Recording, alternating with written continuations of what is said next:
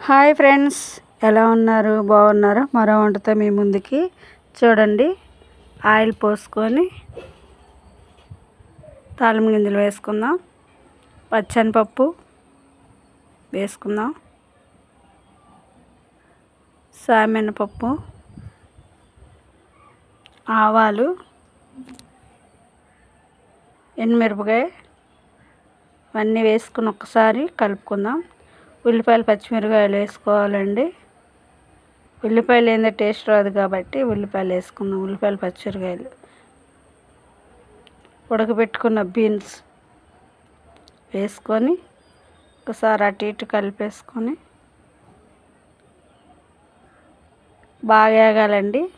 5 నిమిషాల్లో అయిపోద్ది. తాలింపు కరివేపాకు వేసుకొని మళ్ళీ ఒకసారి 1 నిమిషం వేగిన తర్వాత పసుపు, సాల్ట్ సరిపడా, మీకు ఎంత కావాలనేది సరిపడంత, కొబ్బరి, పచ్చి కొబ్బరి వేసుకుంటే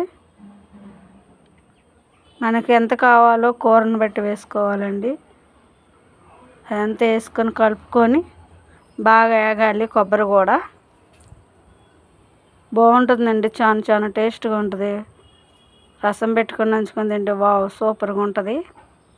బాగా వేగిన తర్వాత కాస్త అటు ఇటు బాగా వేపుకోవాలి. కొబ్బరి వేగాలి కదా, పచ్చి కొబ్బరి వేగుతుందండి. వేగిన తర్వాత ఈలోగా చిటికెడు బెల్లం తురుముకొని వేసుకుంటున్నానండి, చిన్న బెల్లం ముక్క.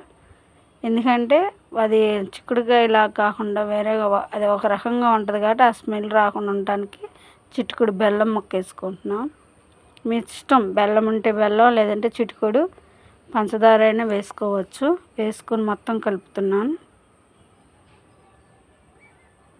తర్వాత ఇంకేముందండి, చిన్నులపాయ దంచుకొని కారం, మసాలా కారం అయితే మసాలా కారం, చిన్నులపాయలు, జీలకర్ర అన్ని దంచుకున్నది, కారం మీకు సరిపడంత కారం వేసుకొని కలిపేసుకోవాలండి.